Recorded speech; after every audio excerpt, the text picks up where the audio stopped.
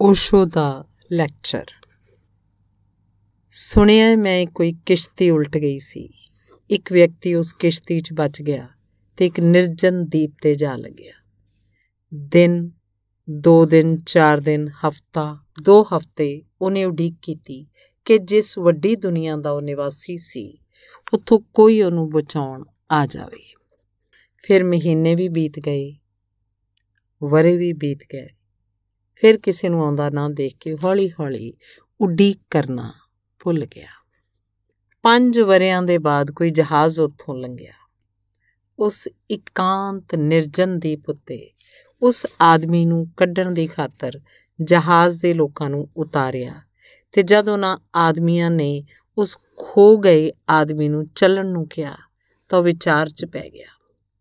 ਉਹਨਾਂ ਲੋਕਾਂ ਨੇ ਕਿਹਾ ਕਿ ਤੁਸੀਂ ਵਿਚਾਰ ਕਰ ਰਹੇ ਹੋ, ਚੱਲਣਾ ਹੈ ਜਾਂ ਨਹੀਂ? ਤਾਂ ਉਸ ਆਦਮੀ ਨੇ ਕਿਹਾ, ਜੇ ਤੁਹਾਡੇ ਨਾਲ ਕੁਝ ਅਖਬਾਰ ਹੋਣ ਜੋ ਤੁਹਾਡੀ ਦੁਨੀਆ ਦੀ ਖਬਰ ਲਿਆਏ ਹੋਣ ਤਾਂ ਮੈਂ ਪਿਛਲੇ ਦਿਨਾਂ ਦੇ ਕੁਝ ਅਖਬਾਰ ਦੇਖ ਲੈਣਾ ਚਾਹੁੰਦਾ। ਅਖਬਾਰ ਦੇਖ ਕੇ ਉਹਨੇ ਕਿਹਾ, ਤੁਸੀਂ ਆਪਣੀ ਦੁਨੀਆ ਸੰਭਾਲੋ ਤੇ ਅਖਬਾਰ ਵੀ, ਮੈਂ ਜਾਣ ਤੋਂ ਇਨਕਾਰ ਕਰਦਾ। ਬਹੁਤ ਹੈਰਾਨ ਹੋਏ ਉਹ ਲੋਕ। ਉਹਨਾਂ ਦੀ ਹੈਰਾਨੀ ਭਾਵਕ ਸੀ। ਪਰ ਉਹ ਆਦਮੀ ਕਹਿਣ ਲੱਗਾ, ਇਹਨਾਂ 5 ਵਰਿਆਂ 'ਚ ਮੈਂ ਜਿਸ ਸ਼ਾਂਤੀ, ਜਿਸ ਮੌਨ ਤੇ ਜਿਸ ਆਨੰਦ ਨੂੰ ਅਨੁਭਵ ਕੀਤਾ ਹੈ ਉਹ ਮੈਂ ਪੂਰੇ ਜੀਵਨ ਦੇ 50 ਵਰਿਆਂ 'ਚ ਵੀ ਤੁਹਾਡੀ ਇਸ ਵੱਡੀ ਦੁਨੀਆ 'ਚ ਕਦੇ ਅਨੁਭਵ ਨਹੀਂ ਕੀਤਾ। ਸੁਭਾਗ ਤੇ ਪਰਮਾਤਮਾ ਦੀ ਕਿਰਪਾ ਹੈ ਕਿ ਉਸ ਦਿਨ ਤੂਫਾਨ 'ਚ ਕਿਸ਼ਤੀ ਉਲਟ ਗਈ ਤੇ ਮੈਂ ਇਸ ਦੀਪ ਤੇ ਆ ਲੱਗਿਆ। ਜੇ ਮੈਂ ਇਸ ਦੀਪ ਤੇ ਨਾ ਲੱਗਿਆ ਹੁੰਦਾ ਤਾਂ ਸ਼ਾਇਦ ਮੈਨੂੰ ਵੀ ਪਤਾ ਨਾ ਲੱਗਦਾ ਕਿ ਮੈਂ ਕਿਸੇ ਵੱਡੇ ਪਾਗਲਖਾਨੇ 'ਚ 50 ਵਰਿਆਂ ਤੋਂ ਜੀ ਰਿਹਾ। ਅਸੀਂ ਉਸ ਵੱਡੇ ਪਾਗਲਖਾਨੇ ਦੇ ਹਿੱਸੇ ਹਾਂ। ਉਸ ਵਿੱਚ ਹੀ ਪੈਦਾ ਹੁੰਦੇ ਹਾਂ, ਉਸ ਵਿੱਚ ਹੀ ਵੱਡੇ ਹੁੰਦੇ ਹਾਂ, ਉਸ ਵਿੱਚ ਹੀ ਜਿਉਂਦੇ ਹਾਂ। ਇਸ ਲਈ ਕਦੇ ਪਤਾ ਵੀ ਨਹੀਂ ਲੱਗ ਪਾਉਂਦਾ ਕਿ ਜੀਵਨ 'ਚ ਜੋ ਵੀ ਪਾਉਣ ਯੋਗ ਹੈ ਉਹ ਸਾਰਾ ਹੀ ਸਾਡੇ ਹੱਥੋਂ ਚੁੱਕ ਗਿਆ ਹੈ। ਜਿਸ ਨੂੰ ਅਸੀਂ ਸੁੱਖ ਕਹਿੰਦੇ ਹਾਂ, ਜਿਹਨੂੰ ਅਸੀਂ ਸ਼ਾਂਤੀ ਕਹਿੰਦੇ ਹਾਂ, ਉਹਦਾ ਨਾ ਤਾਂ ਸੁੱਖ ਨਾਲ ਕੋਈ ਸੰਬੰਧ ਹੈ ਅਤੇ ਨਾ ਸ਼ਾਂਤੀ ਨਾਲ ਕੋਈ ਸੰਬੰਧ ਹੈ। ਅਤੇ ਜਿਸ ਨੂੰ ਅਸੀਂ ਜੀਵਨ ਕਹਿੰਦੇ ਹਾਂ, ਸ਼ਾਇਦ ਉਹ ਮੌਤ ਨਾਲੋਂ ਵੀ ਕਿਸੇ ਵੀ ਹਾਲਤ 'ਚ ਬਿਹਤਰ ਨਹੀਂ ਹੈ। ਲੇਕਿਨ ਵਾਕਫੀ ਕਠਿਨ ਹੈ। ਚਾਰੇ ਪਾਸੇ ਸ਼ੋਰਗੁਲ ਦੀ ਦੁਨੀਆ ਹੈ। ਚਾਰੇ ਪਾਸੇ ਸ਼ਬਦਾਂ ਦਾ ਸ਼ੋਰ ਸ਼ਰਾਬੇ ਦਾ ਉਪੱਦਰਗ੍ਰਸਤ ਮਾਹੌਲ ਹੈ। ਉਸ ਸਾਰੇ ਮਾਹੌਲ 'ਚ ਅਸੀਂ ਉਹ ਰਾਹ ਹੀ ਭੁੱਲ ਜਾਂਦੇ ਹਾਂ ਜੋ ਅੰਦਰ ਮੌਨ ਅਤੇ ਸ਼ਾਂਤੀ ਲਿਜਾ ਸਕਦੇ ਹੈ। ਇਸ ਦੇਸ਼ ਦੇ ਬਾਹਰ ਵੀ ਕੁਝ ਲੋਕਾਂ ਨੇ ਆਪਣੇ ਅੰਦਰ ਵੀ ਇਕਾਂਤ ਦੀਪ ਦੀ ਖੋਜ ਕਰ ਲਈ ਹੈ। ਨਾ ਤਾਂ ਇਹ ਸੰਭਵ ਹੈ ਕਿ ਸਾਰਿਆਂ ਦੀਆਂ ਕਿਸ਼ਤੀਆਂ ਉਲਟ ਜਾਣ, ਨਾ ਇਹ ਸੰਭਵ ਹੈ ਕਿ ਇੰਨੇ ਤੂਫਾਨ ਉੱਠਣ ਅਤੇ ਨਾ ਹੀ ਸੰਭਵ ਹੈ ਕਿ ਇੰਨੇ ਨਿਰਜਨ ਦੀਪ ਮਿਲ ਜਾਣ ਜਿੱਥੇ ਸਾਰੇ ਲੋਕ ਸ਼ਾਂਤੀ ਅਤੇ ਮੌਨ ਨੂੰ ਅਨੁਭਵ ਕਰ ਸਕਣ। ਫਿਰ ਵੀ ਇਹ ਸੰਭਵ ਹੈ ਕਿ ਹਰੇਕ ਵਿਅਕਤੀ ਆਪਣੇ ਅੰਦਰ ਉਸ ਨਿਰਜਨ ਦੀਪ ਨੂੰ ਖੋਜ ਲਵੇ। ਧਿਆਨ ਆਪਣੇ ਅੰਦਰ ਉਸ ਨਿਰਜਨ ਦੀਪ ਦੀ ਖੋਜ ਦਾ ਰਾਹ ਹੈ। ਇਹ ਵੀ ਸਮਝ ਲੈਣ 'ਚ ਹੈ, ਦੁਨੀਆ 'ਚ ਸਾਰੇ ਧਰਮਾਂ 'ਚ ਵਿਵਾਦ ਹਨ, ਸਿਰਫ ਇੱਕ ਗੱਲ ਦੇ ਸੰਬੰਧ 'ਚ ਵਿਵਾਦ ਨਹੀਂ ਹੈ। ਉਹ ਗੱਲ ਧਿਆਨ ਹੈ। ਮੁਸਲਮਾਨ ਕੁਝ ਹੋਰ ਸੋਚਦੇ ਹੈ, ਹਿੰਦੂ ਕੁਝ ਹੋਰ, ਈਸਾਈ ਕੁਝ ਹੋਰ, ਪਾਰਸੀ ਕੁਝ ਹੋਰ, ਬੋਧੀ ਕੁਝ ਹੋਰ। ਉਹਨਾਂ ਸਭ ਦੇ ਸਿਧਾਂਤ ਬਹੁਤ ਵੱਖੋ ਵੱਖਰੇ ਹੈ, ਪਰ ਇੱਕ ਗੱਲ ਦੇ ਸੰਬੰਧ 'ਚ ਇਸ ਪ੍ਰਿਥਵੀ ਉੱਤੇ ਕੋਈ ਫਰਕ ਨਹੀਂ ਹੈ।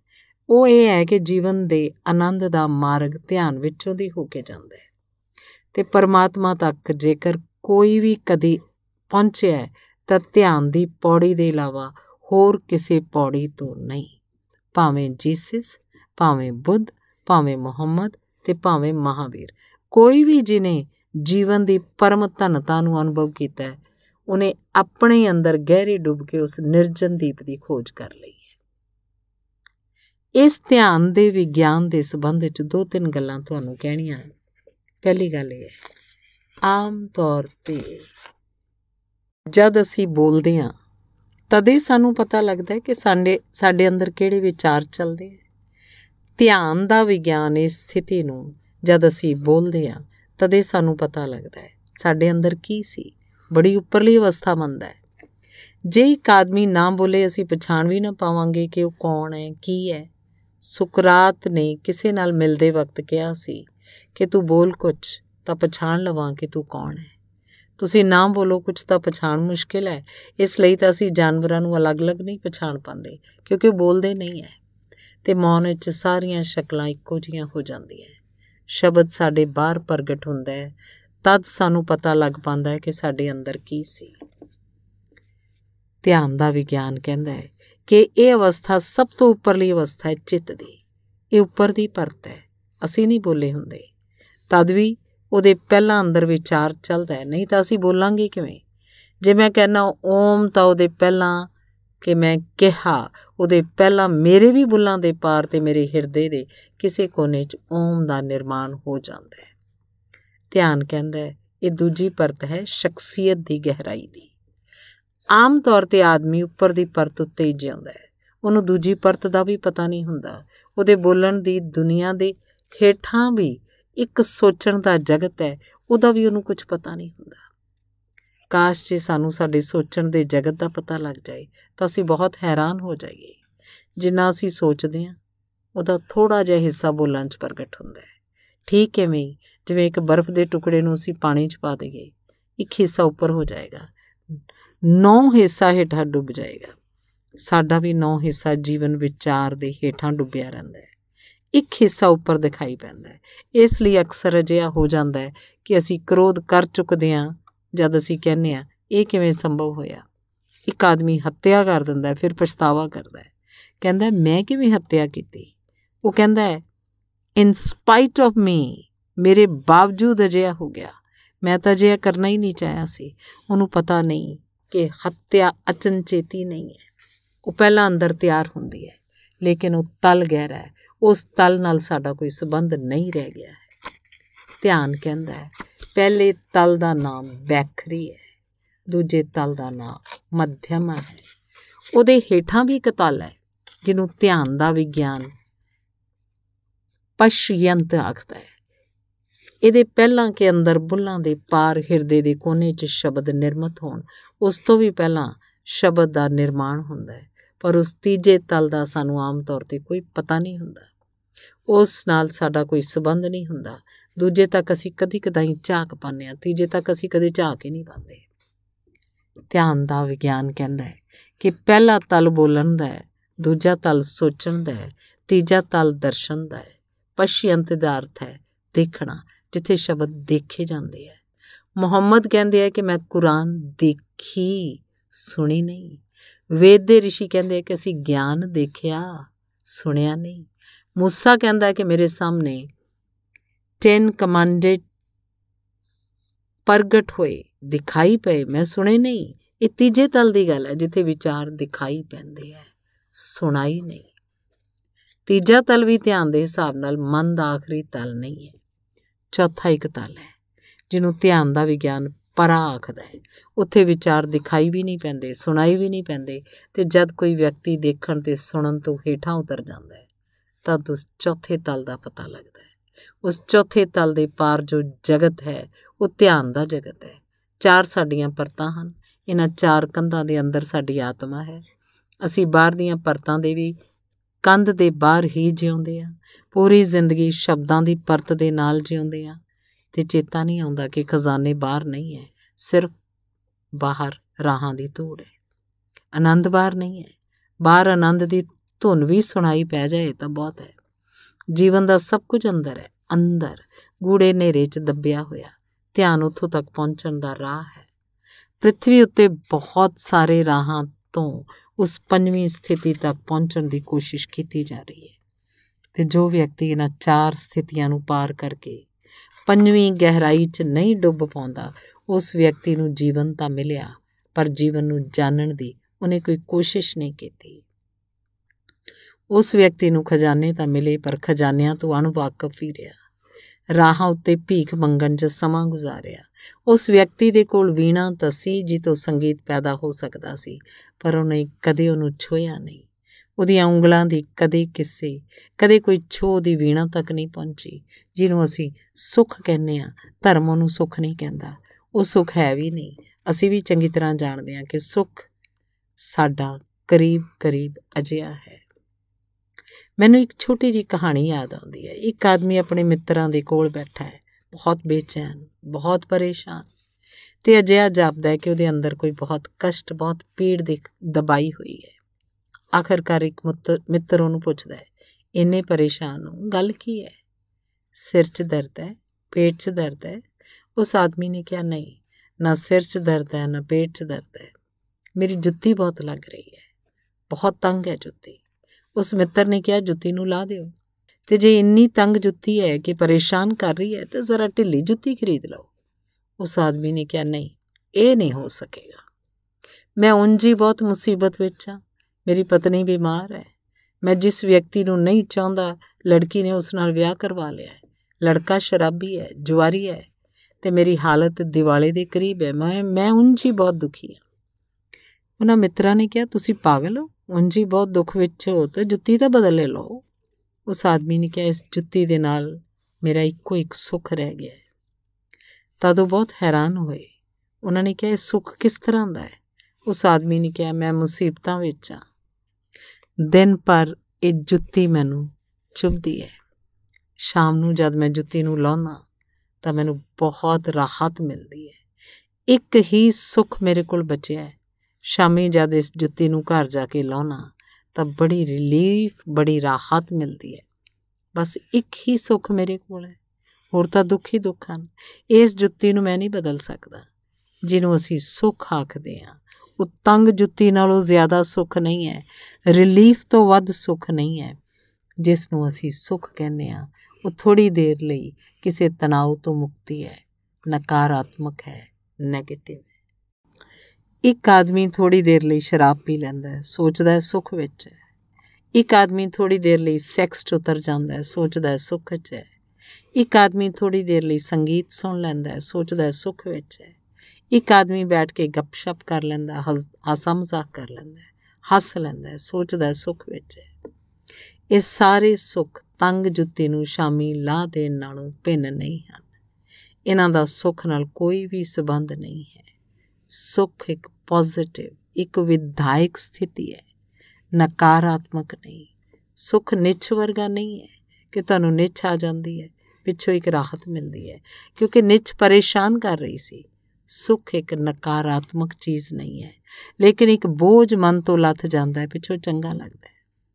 ਸੁੱਖ ਇੱਕ ਵਿਧਾਇਕ ਅਨੁਭਵ ਹੈ, ਪਰ ਬਿਨਾਂ ਧਿਆਨ ਦੇ ਉਹੋ ਜਿਹਾ ਵਿਧਾਇਕ ਸੁੱਖ ਕਿਸੇ ਨੂੰ ਅਨੁਭਵ ਨਹੀਂ ਹੁੰਦਾ। ਜਿਵੇਂ ਜਿਵੇਂ ਆਦਮੀ ਪੜ੍ਹ ਲਿਖ ਗਿਆ, ਸੱਭਿਆ ਹੋਇਆ, ਉਵੇਂ ਉਵੇਂ ਧਿਆਨ ਤੋਂ ਦੂਰ ਹੋਇਆ। ਸਾਰੀ ਸੱਭਿਅਤਾ, ਸਾਰੀ ਸਿੱਖਿਆ ਆਦਮੀ ਨੂੰ ਦੂਜਿਆਂ ਨਾਲ ਸੰਬੰਧਿਤ ਕਿਵੇਂ ਹੋਵੋ ਇਹ ਤਾਂ ਸਿਖਾ ਦਿੰਦੀ ਹੈ, ਪਰ ਆਪਣੇ ਆਪ ਨਾਲ ਕਿਵੇਂ ਸੰਬੰਧਿਤ ਹੋਵੋ ਇਹ ਨਹੀਂ ਸਿਖਾਉਂਦੀ। ਸਮਾਜ ਨੂੰ ਕੋਈ ਲੋੜ ਵੀ ਨਹੀਂ ਹੈ ਕਿ ਤੁਸੀਂ ਆਪਣੇ ਨਾਲ ਸੰਬੰਧਿਤ ਹੋਵੋ। ਸਮਾਜ ਚਾਹੁੰਦਾ ਤੁਸੀਂ ਦੂਜਿਆਂ ਨਾਲ ਸੰਬੰਧਿਤ ਹੋਵੋ, ਠੀਕ ਤਰ੍ਹਾਂ ਨਾਲ, ਕੁਸ਼ਲਤਾ ਨਾਲ, ਤਾਂ ਗੱਲ ਪੂਰੀ ਹੋ ਜਾਂਦੀ ਹੈ। ਤੁਸੀਂ ਕੁਸ਼ਲਤਾ ਨਾਲ ਕੰਮ ਕਰੋ, ਗੱਲ ਪੂਰੀ ਹੋ ਜਾਂਦੀ ਹੈ। ਸਮਾਜ ਤੁਹਾਨੂੰ ਇੱਕ ਫੰਕਸ਼ਨ, ਉਪਯੋਗੀ ਪ੍ਰਕਿਰਿਆ ਨਾਲੋਂ ਜ਼ਿਆਦਾ ਨਹੀਂ ਮੰਨਦਾ। ਚੰਗੇ ਦੁਕਾਨਦਾਰ ਹੋਵੋ, ਚੰਗੇ ਨੌਕਰ ਹੋਵੋ, ਚੰਗੇ ਪਤੀ ਹੋਵੋ, ਚੰਗੀ ਮਾਂ ਹੋਵੋ, ਚੰਗੀ ਪਤਨੀ ਹੋਵੋ, ਗੱਲ ਖਤਮ ਹੋ ਗਈ। ਤੁਹਾਤੋਂ ਸਮਾਜ ਨੇ ਕੁਝ ਲੈਣਾ ਦੇਣਾ ਨਹੀਂ ਹੈ। ਇਸ ਲਈ ਸਮਾਜ ਦੀ ਸਾਰੀ ਸਿੱਖਿਆ ਉਪਯੋਗਤਾ ਦੀ ਹੈ, ਯੂਟਿਲਿਟੀ ਦੀ ਹੈ। ਸਮਾਜ ਸਾਰੀ ਸਿੱਖਿਆ ਅਜਿਹੀ ਦਿੰਦਾ ਜਿਸ ਤੋਂ ਕੁਝ ਪੈਦਾ ਹੋਵੇ, ਆਨੰਦ ਤੋਂ ਕੁਝ ਵੀ ਪੈਦਾ ਹੁੰਦਾ ਦਿਖਾਈ ਨਹੀਂ ਦਿੰਦਾ। ਆਨੰਦ ਇੱਕ ਕਮੋਡਿਟੀ, ਉਪਯੋਗੀ ਵਸਤੂ ਨਹੀਂ ਹੈ ਜੋ ਬਾਜ਼ਾਰ 'ਚ ਵਿਕ ਸਕੇ। ਆਨੰਦ ਕੋਈ ਅਜਿਹੀ ਚੀਜ਼ ਨਹੀਂ ਹੈ ਜਿਹਨੂੰ ਰੁਪਏ 'ਚ ਭੰਡਵਾਇਆ ਜਾ ਸਕੇ। ਆਨੰਦ ਕੋਈ ਅਜਿਹੀ ਚੀਜ਼ ਨਹੀਂ ਹੈ ਜਿਹਨੂੰ ਬੈਂਕ ਬੈਲੈਂਸ ਦੇ ਰੂਪ 'ਚ ਜਮ੍ਹਾਂ ਕੀਤਾ ਜਾ ਸਕੇ। ਆਨੰਦ ਕੋਈ ਅਜਿਹੀ ਚੀਜ਼ ਨਹੀਂ ਹੈ ਜਿਹਦਾ ਕੋਈ ਵੀ ਮੁੱਲ ਹੋਵੇ, ਜਿਹਦੀ ਸਮਾਜ 'ਚ ਕੋਈ ਵੀ ਕੀਮਤ ਹੋ ਸਕੇ। ਇਸ ਲਈ ਸਮਾਜ ਨੂੰ ਆਨੰਦ ਨਾਲ ਕੋਈ ਸਰੋਕਾਰ ਨਹੀਂ ਹੈ। ਕਠਿਨਾਈ ਇਹੀ ਹੈ ਕਿ ਆਨੰਦ ਇੱਕ ਅਜਿਹੀ ਚੀਜ਼ ਹੈ ਜੋ ਵਿਅਕਤੀ ਦੇ ਲਈ ਮੁੱਲਵਾਨ ਹੈ, ਬਾਕੀ ਕੁਛ ਵੀ ਮੁੱਲਵਾਨ ਨਹੀਂ ਹੈ। ਜਿਵੇਂ ਜਿਵੇਂ ਆਦਮੀ ਸੱਭਿਆ ਹੁੰਦਾ ਜਾਂਦਾ ਹੈ, ਉਵੇਂ ਉਵੇਂ ਉਪਯੋਗਤਾਵਾਦੀ ਹੁੰਦਾ ਜਾਂਦਾ ਹੈ। ਉਹ ਕਹਿੰਦਾ ਹੈ ਹਰ ਚੀਜ਼ ਦੀ ਉਪਯੋਗਤਾ ਹੋਣੀ ਚਾਹੀਦੀ ਹੈ। ਮੇਰੇ ਕੋਲ ਲੋਕ ਆਉਂਦੇ ਹੈ, ਕਹਿੰਦੇ ਧਿਆਨ ਨਾਲ ਕੀ ਮਿਲੇਗਾ? ਸ਼ਾਇਦ ਉਹ ਸੋਚਦੇ ਹੋਣਗੇ ਰੁਪਏ ਮਿਲਣ, ਮਕਾਨ ਮਿਲੇ, ਕੋਈ ਅਹੁਦਾ ਮਿਲੇ। ਧਿਆਨ ਨਾਲ ਨਾ ਅਹੁਦਾ ਮਿਲੇਗਾ, ਨਾ ਰੁਪਏ ਮਿਲਣਗੇ, ਨਾ ਮਕਾਨ ਮਿਲੇਗਾ। ਧਿਆਨ ਦੀ ਕੋਈ ਉਪਯੋਗਤਾ ਨਹੀਂ ਹੈ। ਲੇਕਿਨ ਜਿਹੜਾ ਆਦਮੀ ਸਿਰਫ ਉਪਯੋਗੀ ਚੀਜ਼ਾਂ ਦੀ ਤਲਾਸ਼ 'ਚ ਘੁੰਮ ਰਿਹਾ, ਉਹ ਆਦਮੀ ਸਿਰਫ ਮੌਤ ਦੀ ਤਲਾਸ਼ 'ਚ ਘੁੰਮ ਰਿਹਾ। ਜੀਵਨ ਦੀ ਵੀ ਕੋਈ ਉਪਯੋਗਤਾ ਨਹੀਂ ਹੈ। ਜੀਵਨ 'ਚ ਜੋ ਵੀ ਮਹੱਤਵਪੂਰਨ ਹੈ ਉਹ ਪਰਪਜ਼ਲੈਸ, ਮਕਸਦ ਮੁਕਤ ਹੈ। ਜੀਵਨ 'ਚ ਜੋ ਮਹੱਤਵਪੂਰਨ ਹੈ ਉਹਦੀ ਬਾਜ਼ਾਰ 'ਚ ਕੋਈ ਕੀਮਤ ਨਹੀਂ ਹੈ। ਪ੍ਰੇਮ ਦੀ ਕੋਈ ਕੀਮਤ ਹੈ ਬਾਜ਼ਾਰ 'ਚ? ਕੋਈ ਕੀਮਤ ਨਹੀਂ ਹੈ। ਆਨੰਦ ਦੀ ਕੋਈ ਕੀਮਤ ਹੈ? ਕੋਈ ਕੀਮਤ ਨਹੀਂ ਹੈ। ਪ੍ਰਾਰਥਨਾ ਦੀ ਕੋਈ ਕੀਮਤ ਹੈ? ਕੋਈ ਕੀਮਤ ਨਹੀਂ ਹੈ। ਧਿਆਨ ਦੀ, ਪਰਮਾਤਮਾ ਦੀ, ਇਹਨਾਂ ਦੀ ਕੋਈ ਵੀ ਕੀਮਤ ਨਹੀਂ ਹੈ। ਲੇਕਿਨ ਜਿਸ ਜ਼ਿੰਦਗੀ 'ਚ ਕੋਈ ਅਣਉਪਯੋਗੀ, ਨੌਨ ਯੂਟਿਲਿਟੇਰੀਅਨ ਰਾਹ ਨਹੀਂ ਹੁੰਦਾ, ਉਸ ਜ਼ਿੰਦਗੀ 'ਚ ਸਿਤਾਰਿਆਂ ਦੀ ਚਮਕ ਵੀ ਖੋ ਜਾਂਦੀ ਹੈ। ਉਸ ਜ਼ਿੰਦਗੀ 'ਚ ਫੁੱਲਾਂ ਦੀ ਸੁਗੰਧ ਵੀ ਖੋ ਜਾਂਦੀ ਹੈ। ਉਸ ਜ਼ਿੰਦਗੀ 'ਚ ਪੰਛੀਆਂ ਦੇ ਗੀਤ ਵੀ ਖੋ ਜਾਂਦੇ ਹੈ। ਉਸ ਜ਼ਿੰਦਗੀ 'ਚ ਦਰਿਆਵਾਂ ਦੀ ਦੌੜਦੀ ਹੋਈ ਰਫ਼ਤਾਰ ਵੀ ਖੋ ਜਾਂਦੀ ਹੈ। ਉਸ ਜ਼ਿੰਦਗੀ 'ਚ ਕੁਛ ਨਹੀਂ ਬਚਦਾ, ਸਿਰਫ ਬਾਜ਼ਾਰ ਬਚਦਾ ਹੈ। ਉਸ ਜ਼ਿੰਦਗੀ 'ਚ ਕੰਮ ਦੇ ਸਿਵਾਏ ਕੁਛ ਨਹੀਂ ਬਚਦਾ।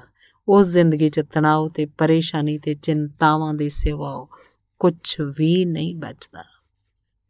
ਜ਼ਿੰਦਗੀ ਚਿੰਤਾਵਾਂ ਦਾ ਜੋੜ ਨਹੀਂ ਹੈ, ਪਰ ਸਾਡੀ ਜ਼ਿੰਦਗੀ ਚਿੰਤਾਵਾਂ ਦਾ ਜੋੜ ਹੈ। ਧਿਆਨ ਸਾਡੀ ਜ਼ਿੰਦਗੀ 'ਚ ਡਾਇਮੈਂਸ਼ਨ, ਉਸ ਆਯਾਮ ਦੀ ਖੋਜ ਹੈ ਜਿੱਥੇ ਅਸੀਂ ਬਿਨਾਂ ਮਕਸਦ ਦੇ ਸਿਰਫ ਹੋਣ ਮਾਤਰ ਵਿੱਚ, ਜਸਟ ਬੀਇੰਗ ਵਿੱਚ ਆਨੰਦਿਤ ਹੁੰਦੇ ਹਾਂ। ਜਦ ਵੀ ਸਾਡੇ ਜੀਵਨ 'ਚ ਕਿਤੋਂ ਵੀ ਸੁੱਖ ਦੀ ਕੋਈ ਕਿਰਨ ਉਤਰਦੀ ਹੈ ਤਾਂ ਉਹੀ ਛਿਣ ਹੁੰਦੇ ਹੈ ਜਦ ਅਸੀਂ ਖਾਲੀ, ਬਿਨਾਂ ਕੰਮ ਦੇ ਸਮੁੰਦਰ ਦੇ ਤੱਟ ਉੱਤੇ ਜਾਂ ਕਿਸੇ ਪਹਾੜ ਦੀ ਓਟ ਵਿੱਚ ਜਾਂ ਆਕਾਸ਼ ਦੇ ਤਾਰਿਆਂ ਦੇ ਹੇਠ ਜਾਂ ਸਵੇਰੇ ਉਗਦੇ ਸੂਰਜ ਦੇ ਨਾਲ, ਅੰਬਰਾਂ 'ਚ ਉੱਡਦੇ ਹੋਏ ਪੰਛੀਆਂ ਦੇ ਪਿੱਛੇ ਜਾਂ ਖਿੜੇ ਹੋਏ ਫੁੱਲਾਂ ਦੇ ਕੋਲ ਅਸੀਂ ਬਿਨਾਂ ਕੰਮ, ਬਿਲਕੁਲ ਬੇਕਮ, ਬਿਲਕੁਲ ਫਜ਼ੂਲ, ਬਾਜ਼ਾਰ 'ਚ ਜਿਹਦੀ ਕੋਈ ਕੀਮਤ ਨਹੀਂ ਹੋਏਗੀ, ਅਜਿਹੇ ਕਿਸੇ ਛਿਣ 'ਚ ਹੁੰਦੇ ਹਾਂ। ਤਦ ਹੀ ਸਾਡੇ ਜੀਵਨ 'ਚ ਸੁੱਖ ਦੀ ਥੋੜ੍ਹੀ ਜਿਹੀ ਧੁਨੀ ਉਤਰਦੀ ਹੈ, ਲੇਕਿਨ ਇਹ ਅਚਨਚੇਤੀ, ਐਕਸੀਡੈਂਟਲ ਹੁੰਦੀ ਹੈ। ਧਿਆਨ ਵਿਵਸਥਿਤ ਰੂਪ ਨਾਲ ਇਸ ਕਿਰਨ ਦੀ ਖੋਜ ਹੈ। ਕਦੇ ਹੁੰਦੀ ਹੈ ਇਹ ਟਿਊਨਿੰਗ, ਸਮਸਵਰਤਾ, ਵਿਸ਼ਵ ਦੇ ਅਤੇ ਸਾਡੇ ਵਿਚਾਲੇ ਸੰਗੀਤ ਦਾ ਇੱਕ ਸਵਰ ਵੱਜ ਜਾਂਦਾ ਹੈ। ਕਦੇ ਠੀਕ ਉਵੇਂ ਜਿਵੇਂ ਕੋਈ ਬੱਚਾ ਸਿਤਾਰ ਨੂੰ ਛੇੜ ਦੇਵੇ, ਕੋਈ ਰਾਗ ਪੈਦਾ ਹੋ ਆਪ ਮੁਹਾਰੇ। ਧਿਆਨ ਵਿਵਸਥਿਤ ਰੂਪ ਨਾਲ ਜੀਵਨ ਵਿੱਚ ਇਸ ਦੁਆਰ ਨੂੰ ਵੱਡਾ ਕਰਨ ਦਾ ਨਾਂ ਹੈ ਜਿੱਥੋਂ ਤੋਂ ਆਨੰਦ ਦੀ ਕਿਰਨ ਉਤਰਨੀ ਸ਼ੁਰੂ ਹੋ ਜਾਂਦੀ ਹੈ, ਜਿੱਥੋਂ ਤੋਂ ਅਸੀਂ ਪਦਾਰਥ ਤੋਂ ਛੁੱਟਦੇ ਹਾਂ ਅਤੇ ਪਰਮਾਤਮਾ ਨਾਲ ਜੁੜਦੇ ਹਾਂ। ਮੇਰੇ ਦੇਖਿਆ ਧਿਆਨ ਨਾਲੋਂ ਜ਼ਿਆਦਾ ਬਿਨਾਂ ਕੀਮਤ ਦੀ ਵੀ ਕੋਈ ਚੀਜ਼ ਨਹੀਂ ਹੈ। ਧਿਆਨ ਨਾਲੋਂ ਜ਼ਿਆਦਾ ਬਹੁਮੁੱਲੀ ਵੀ ਕੋਈ ਚੀਜ਼ ਨਹੀਂ ਹੈ। ਹੈਰਾਨੀ ਦੀ ਗੱਲ ਇਹ ਹੈ, ਜੋ ਧਿਆਨ ਪ੍ਰਾਰਥਨਾ ਜਾਂ ਅਸੀਂ ਕੋਈ ਹੋਰ ਨਾ ਦੇਈਏ, ਇਹ ਇੰਨੀ ਕਠਿਨ ਨਹੀਂ ਹੈ ਜਿੰਨੀ ਲੋਕ ਸੋਚਦੇ ਹੈ। ਕਠਿਨਾਈ ਅਣਵਾਕਫੀ ਦੀ ਹੈ। ਕਠਿਨਾਈ ਦਾ ਜਾਣਨ ਦੇ ਇਲਾਵਾ ਹੋਰ ਕੁਝ ਵੀ ਨਹੀਂ ਹੈ। ਜਿਵੇਂ ਸਾਡੇ ਘਰ ਦੇ ਲਾਗੇ ਕੋਈ ਫੁੱਲ ਖਿੜਿਆ ਹੋਵੇ, ਅਸੀਂ ਖਿੜਕੀ ਨਾ ਖੋਲ੍ਹੀ ਹੋਵੇ, ਜਿਵੇਂ ਬਾਹਰ ਸੂਰਜ ਖੜ੍ਹਾ ਹੋਵੇ ਅਤੇ ਦੁਆਰ ਬੰਦ ਹੋਣ, ਜਿਵੇਂ ਸਾਹਮਣੇ ਖਜ਼ਾਨਾ ਪਿਆ ਹੋਵੇ ਅਤੇ ਅਸੀਂ ਅੱਖਾਂ ਬੰਦ ਕਰੀ ਵੀ ਬੈਠੇ ਹੋਈਏ, ਅਜਿਹੀ ਕਠਿਨਾਈ ਹੈ। ਆਪਣੇ ਹੱਥ ਨਾਲ ਅਣਵਾਕਫੀ ਦੇ ਕਾਰਨ ਅਸੀਂ ਕੁਝ ਗੁਆਏ ਹੋਏ ਬੈਠੇ ਹਾਂ ਜੋ ਸਾਨੂੰ ਕਿਸੇ ਵੀ ਛਿਣ ਹੋ ਸਕਦਾ ਹੈ। ਧਿਆਨ ਹਰੇਕ ਵਿਅਕਤੀ ਦੀ ਸਮਰੱਥਾ ਹੈ। ਸਮਰੱਥਾ ਹੀ ਨਹੀਂ, ਹਰੇਕ ਵਿਅਕਤੀ ਦਾ ਹੱਕ ਵੀ ਹੈ। ਪਰਮਾਤਮਾ ਜਿਸ ਦਿਨ ਵਿਅਕਤੀ ਨੂੰ ਪੈਦਾ ਕਰਦਾ ਹੈ, ਧਿਆਨ ਦੇ ਨਾਲ ਹੀ ਪੈਦਾ ਕਰਦਾ ਹੈ। ਬੱਚਿਆਂ ਵਿੱਚ ਬੁੱਢਿਆਂ ਨਾਲੋਂ ਜ਼ਿਆਦਾ ਧਿਆਨ ਹੁੰਦਾ ਹੈ, ਇਸ ਲਈ ਬੱਚਿਆਂ ਦੀ ਜ਼ਿੰਦਗੀ 'ਚ ਬੁੱਢਿਆਂ ਨਾਲੋਂ ਵੱਧ ਆਨੰਦ ਦਾ ਉਲਾਸ ਹੁੰਦਾ ਹੈ। ਇਸ ਲਈ ਬੱਚਿਆਂ ਦੀਆਂ ਅੱਖਾਂ 'ਚ ਕੁਝ ਅਲੋਕਾਰੀ ਝਲਕ ਹੁੰਦੀ ਹੈ। ਬੱਚੇ ਬੋਲਦੇ ਵੀ ਹਨ ਤਾਂ ਜਿਵੇਂ ਮੌਨ ਅੰਦਰ ਤੋਂ ਬੋਲਦਾ ਹੈ। ਬੁੱਢੇ ਬੋਲਦੇ ਵੀ ਹਨ ਤਾਂ ਮੌਨ ਤੋਂ ਬਚਣ ਦੇ ਲਈ। ਜਦ ਦੋ ਆਦਮੀ ਕੋਲ ਬੈਠਦੇ ਹਨ ਤਾਂ ਛੇਤੀ ਨਾਲ ਗੱਲ ਸ਼ੁਰੂ ਕਰ ਦਿੰਦੇ ਹਨ ਤਾਂ ਜੋ ਕਿਤੇ ਮੌਨ ਨਾ ਘੇਰ ਲਵੇ, ਕਿਤੇ ਚੁੱਪ ਵਿਚਾਲੇ ਨਾ ਆ ਜਾਏ, ਨਹੀਂ ਤਾਂ ਕਠਿਨਾਈ ਹੋਏਗੀ। ਫਿਰ ਉਸ ਮੌਨ ਨੂੰ ਤੋੜਨਾ ਕਠਿਨ ਹੋਏਗਾ। ਜੇਕਰ ਪਤੀ ਪਤਨੀ ਨਾਲ ਥੋੜ੍ਹੀ ਦੇਰ ਨਾ ਬੋਲੇ ਤਾਂ ਖਤਰਾ ਹੈ, ਪਤਨੀ ਨਾ ਬੋਲੇ ਤਾਂ ਖਤਰਾ ਹੈ। ਮੌਨ ਥੋੜ੍ਹੀ ਦੇਰ ਆ ਜਾਏ ਤਾਂ ਡਰ ਹੈ, ਕਿਉਂਕਿ ਵਿਚਾਲਿਓਂ ਥਿਰ ਮੌਨ ਨੂੰ ਤੋੜਨਾ ਬਹੁਤ ਮੁਸ਼ਕਿਲ ਹੋ ਜਾਏਗਾ। ਫਿਰ ਉਹਨੂੰ ਪਿਘਲਾਉਣਾ ਮੁਸ਼ਕਿਲ ਹੋਏਗਾ। ਇਸ ਲਈ ਅਸੀਂ ਉਹਨੂੰ ਆਉਣ ਹੀ ਨਹੀਂ ਦਿੰਦੇ। ਅਸੀਂ ਬੋਲ ਬੋਲ ਕੇ ਮੌਨ ਤੋਂ ਬਚਦੇ ਰਹਿੰਦੇ ਹਾਂ। ਬੱਚੇ ਜੇ ਬੋਲਦੇ ਹਨ ਤਾਂ ਉਹਨਾਂ 'ਚੋਂ ਮੌਨ ਬੋਲਦਾ ਹੈ, ਬੁੱਢੇ ਬੋਲਦੇ ਆ ਤਾਂ ਸਿਰਫ ਮੌਨ ਤੋਂ ਐਸਕੇਪ, ਇੱਕ ਨੱਸਣ ਦਾ ਹੁੰਦਾ ਹੈ। ਲੇਕਿਨ ਅਸੀਂ ਬੱਚਿਆਂ ਨੂੰ ਛੇਤੀ ਬੁੱਢੇ ਬਣਾਉਣ ਦੀ ਕੋਸ਼ਿਸ਼ 'ਚ ਲੱਗ ਜਾਂਦੇ ਹਾਂ। ਜਦ ਤੱਕ ਉਹ ਬੱਚੇ ਰਹਿੰਦੇ ਹਨ ਤਦ ਤੱਕ ਭਰੋਸੇ ਦੇ ਯੋਗ ਨਹੀਂ ਹੁੰਦੇ। ਜਦ ਤੱਕ ਉਹ ਬੱਚੇ ਰਹਿੰਦੇ ਹਨ ਤਦ ਤੱਕ ਸਾਡੀ ਕੰਮ ਦੀ ਦੁਨੀਆ ਦੇ ਹਿੱਸੇ ਨਹੀਂ ਰਹਿੰਦੇ। ਅਸੀਂ ਛੇਤੀ ਜੋ ਸਾਨੂੰ ਪਰਮਾਤਮਾ ਤੋਂ ਮਿਲਿਆ ਹੈ ਉਹਨੂੰ ਤੋੜਨ ਮੋੜਨ ਤੇ ਆਪਣੇ ਰਾਹਾਂ ਉੱਤੇ ਲਾਉਣ 'ਚ ਜੁਟ ਜਾਂਦੇ ਹਾਂ। ਇਸ ਤੋਂ ਪਹਿਲਾਂ ਕਿ ਬੱਚਾ ਜਾਣ ਪਾਏ ਕਿ ਕੀ ਉਹਦੇ ਕੋਲ ਸੀ, ਅਸੀਂ ਉਹਨੂੰ ਕਰੀਬ ਉਹ ਤੋਂ ਅਣਵਾਕਿਫ ਕਰ ਦਿੰਦੇ ਹਾਂ, ਉਸ ਨਾਲ ਵਾਕਫ ਕਰਵਾ ਦਿੰਦੇ ਹਾਂ ਜਿਸ ਨਾਲ ਉਹ ਜ਼ਿੰਦਗੀ ਭਰ ਵਾਕਫ ਰਹੇਗਾ। ਉਹ ਆਪਣੀ ਨਿੱਜੀ ਸਮਤਾ ਤੋਂ ਨਾ ਵਾਕਫ ਰਹਿ ਜਾਂਦਾ ਹੈ। ਧਿਆਨ ਸਾਡਾ ਸੁਭਾਅ ਹੈ। ਅਸੀਂ ਉਹਨੂੰ ਜਨਮ ਦੇ ਨਾਲ ਲੈ ਕੇ ਪੈਦਾ ਹੁੰਦੇ ਹਾਂ, ਇਸ ਲਈ ਬਾਅਦ 'ਚ ਧਿਆਨ ਨਾਲ ਵਾਕਫ ਹੋਣਾ ਕਠਿਨ ਨਹੀਂ ਹੈ। ਧਿਆਨ ਕੁਝ ਹੈ ਜੋ ਸਾਡਾ ਹੈ, ਜਿਹਨੂੰ ਅਸੀਂ ਸਿਰਫ ਭੁੱਲ ਗਏ ਹਾਂ, ਜਿਹਨੂੰ ਵਿਸਾਰਨਾ ਕੀਤਾ ਹੈ, ਉਹਨੂੰ ਅਸੀਂ ਮੁੜ ਯਾਦ ਕਰ ਸਕਦੇ ਹਾਂ। ਮੁੜ ਚੇਤਾ ਕਰਨ ਨਾਲੋਂ ਜ਼ਿਆਦਾ ਨਹੀਂ ਹੈ ਧਿਆਨ। ਇੱਕ ਰਿਮੈਂਬਰਿੰਗ, ਕੁਝ ਸੀ ਸਾਡੇ ਕੋਲ ਜਿਹਨੂੰ ਅਸੀਂ ਭੁੱਲ ਗਏ ਹਾਂ, ਉਹਨੂੰ ਅਸੀਂ ਮੁੜ ਯਾਦ ਕਰ ਸਕਦੇ ਹਾਂ। ਇਸ ਲਈ ਕਠਿਨ ਨਹੀਂ ਹੈ ਧਿਆਨ, ਤੇ ਹਰੇਕ ਵਿਅਕਤੀ ਧਿਆਨ 'ਚ ਦਾਖਲ ਹੋ ਸਕਦਾ ਹੈ। ਧਿਆਨ ਮੰਦਰ ਤੋਂ ਭਾਵ ਇੱਕ ਅਜਿਹੇ ਅਸਥਾਨ ਦਾ ਹੈ ਜਿੱਥੇ ਕਿਸੇ ਵੀ ਧਰਮ ਦਾ, ਕਿਸੇ ਵੀ ਪੰਥ ਦਾ, ਕਿਸੇ ਵੀ ਤਰ੍ਹਾਂ ਨਾਲ ਸੋਚਣ ਵਾਲਾ ਵਿਅਕਤੀ ਵਿਗਿਆਨਕ ਰੂਪ ਨਾਲ, ਸਾਇੰਟੀਫਿਕ ਵਿਧੀ ਨਾਲ ਧਿਆਨ ਤੋਂ ਵਾਕਫ ਹੋ ਸਕੇ ਤੇ ਧਿਆਨ 'ਚ ਪ੍ਰਵੇਸ਼ ਕਰ ਸਕੇ। ਇੰਨਾ ਹੀ ਨਹੀਂ, ਬਲਕਿ ਉੱਥੇ ਉਹ ਧਿਆਨ ਦੇ ਰਾਹ 'ਤੇ ਜੋ ਰੁਕਾਵਟਾਂ ਹਨ ਉਹਨਾਂ ਨਾਲ ਵਿਗਿਆਨਕ ਢੰਗ ਨਾਲ ਵਾਕਫ ਹੋ ਸਕੇ। ਧਿਆਨ ਰਹੇ, ਮੈਂ ਜ਼ੋਰ ਦੇ ਕੇ ਕਹਿ ਰਿਹਾ, ਵਿਗਿਆਨਕ ਢੰਗ ਨਾਲ, ਕਿਉਂਕਿ ਮੰਦਿਰਾਂ ਦੀ ਕੋਈ ਕਮੀ ਨਹੀਂ ਹੈ, ਮਸਜਿਦਾਂ ਦੀ ਕੋਈ ਕਮੀ ਨਹੀਂ ਹੈ, ਗੁਰਦੁਆਰੇ ਬਹੁਤ ਹਨ। ਪਰ ਗੁਰਦੁਆਰਿਆਂ ਦੀ, ਮੰਦਿਰਾਂ ਦੀ, ਮਸਜਿਦਾਂ ਦੀ ਭਾਸ਼ਾ ਤੇ ਅੱਜ ਦੇ ਆਦਮੀਆਂ ਵਿਚਾਲੇ ਕੋਈ ਸੰਬੰਧ ਨਹੀਂ ਰਹਿ ਗਿਆ। ਅਜਿਹਾ ਨਹੀਂ ਹੈ ਕਿ ਮੰਦਿਰ 'ਚ ਜੋ ਬੋਲਦੇ ਆ ਉਹ ਗਲਤ ਬੋਲਦੇ ਹੈ। ਅਜਿਹਾ ਵੀ ਨਹੀਂ ਹੈ ਕਿ ਮਸਜਿਦਾਂ 'ਚ ਜੋ ਕਿਹਾ ਜਾਂਦਾ ਹੈ ਉਹ ਗਲਤ ਹੈ। ਅਜਿਹਾ ਵੀ ਨਹੀਂ ਕਿ ਗੁਰਦੁਆਰਾ ਜੋ ਸੰਦੇਸ਼ ਦੇਣ ਬੈਠਾ ਹੈ ਉਹ ਗਲਤ ਹੈ। ਉਹ ਸੰਦੇਸ਼ ਸਭ ਠੀਕ ਹਨ, ਲੇਕਿਨ ਭਾਸ਼ਾ ਉਹਨਾਂ ਦੀ ਇੰਨੀ ਪੁਰਾਣੀ ਪੈ ਗਈ ਹੈ ਕਿ ਉਸ ਨਾਲ ਅੱਜ ਦੇ ਆਦਮੀ ਦਾ ਕੋਈ ਸੰਬੰਧ ਨਹੀਂ ਰਿਹਾ। ਅੱਜ ਕੋਈ ਸੰਬੰਧ ਹੋ ਵੀ ਨਹੀਂ ਸਕਦਾ। ਅੱਜ ਦੇ ਆਦਮੀ ਦੀ ਸਾਰੀ ਸਿੱਖਿਆ ਦੀ ਵਿਵਸਥਾ ਵਿਗਿਆਨਕ ਹੈ। ਮੰਦਿਰਾਂ, ਮਸਜਿਦਾਂ ਅਤੇ ਗੁਰਦੁਆਰਿਆਂ ਦੇ ਸੋਚਣ ਦੇ ਸਾਰੇ ਢੰਗ ਪੂਰਵ ਵਿਗਿਆਨਕ ਹਨ, ਪ੍ਰੀ ਸਾਇੰਟੀਫਿਕ ਹਨ। ਉਹਨਾਂ ਨਾਲ ਅੱਜ ਦੇ ਆਦਮੀ ਦਾ ਕਿਤੇ ਵੀ ਕੋਈ ਤਾਲਮੇਲ ਨਹੀਂ ਹੈ। ਧਿਆਨ ਕੇਂਦਰ ਜਾਂ ਧਿਆਨ ਮੰਦਰ ਤੋਂ ਮੇਰਾ ਮਕਸਦ ਹੈ ਵਿਗਿਆਨਕ ਵਿਧੀਆਂ ਨਾਲ, ਵਿਗਿਆਨਕ ਵਿਵਸਥਾ ਨਾਲ ਅਜੋਕੇ ਆਦਮੀ ਦੇ ਮਨ ਨੂੰ ਧਿਆਨ ਨਾਲ ਨਾ ਸਿਰਫ ਬੌਧਿਕ ਤੌਰ 'ਤੇ ਵਾਕਫ ਕਰਾਇਆ ਜਾ ਸਕੇ, ਬਲਕਿ ਪ੍ਰਯੋਗਾਤਮਕ, ਐਕਸਪੈਰੀਮੈਂਟਲ ਰੂਪ ਨਾਲ ਵੀ ਉਹਨੂੰ ਧਿਆਨ 'ਚ ਪ੍ਰਵੇਸ਼ ਦਿੱਤਾ ਜਾ ਸਕੇ। ਅਤੇ ਬੌਧਿਕ ਤੌਰ 'ਤੇ ਧਿਆਨ ਨਾਲ ਵਾਕਿਫ ਹੋਣਾ ਬਹੁਤ ਕਠਿਨ ਹੈ, ਪ੍ਰਯੋਗਾਤਮਕ ਰੂਪ ਨਾਲ ਵਾਕਫ ਹੋਣਾ ਬਹੁਤ ਸਰਲ ਹੈ। ਕੁਝ ਚੀਜ਼ਾਂ ਹਨ ਜਿਨ੍ਹਾਂ ਨੂੰ ਅਸੀਂ ਕਰਕੇ ਹੀ ਜਾਣ ਸਕਦੇ ਹਾਂ, ਜਿਨ੍ਹਾਂ ਨੂੰ ਅਸੀਂ ਜਾਣ ਕੇ ਕਦੇ ਨਹੀਂ ਕਰ ਸਕਦੇ। ਅਸਲ 'ਚ ਉਹਨਾਂ ਨੂੰ ਅਸੀਂ ਜਾਣ ਹੀ ਨਹੀਂ ਸਕਦੇ ਜਦ ਤੱਕ ਕਿ ਅਸੀਂ ਕਰ ਨਾ ਲਈਏ। ਧਿਆਨ ਮੰਦਰ ਇੱਕ ਵਿਗਿਆਨਕ ਵਿਵਸਥਾ ਹੈ ਜਿਸ ਵਿੱਚ ਹਰੇਕ ਵਿਅਕਤੀ ਅੱਜ ਦੀ ਆਧੁਨਿਕ ਭਾਸ਼ਾ ਅਤੇ ਪ੍ਰਤੀਕਾਂ ਵਿੱਚ ਧਿਆਨ ਦੇ ਵਿਸ਼ੇ 'ਚ ਸਮਝ ਪਾ ਸਕੇ, ਅਤੇ ਨਾ ਸਿਰਫ ਸਮਝ ਪਾ ਸਕੇ ਬਲਕਿ ਕਰ ਵੀ ਸਕੇ, ਧਿਆਨ ਨਾਲ ਵਾਕਫ ਹੀ ਹੋ ਸਕੇ।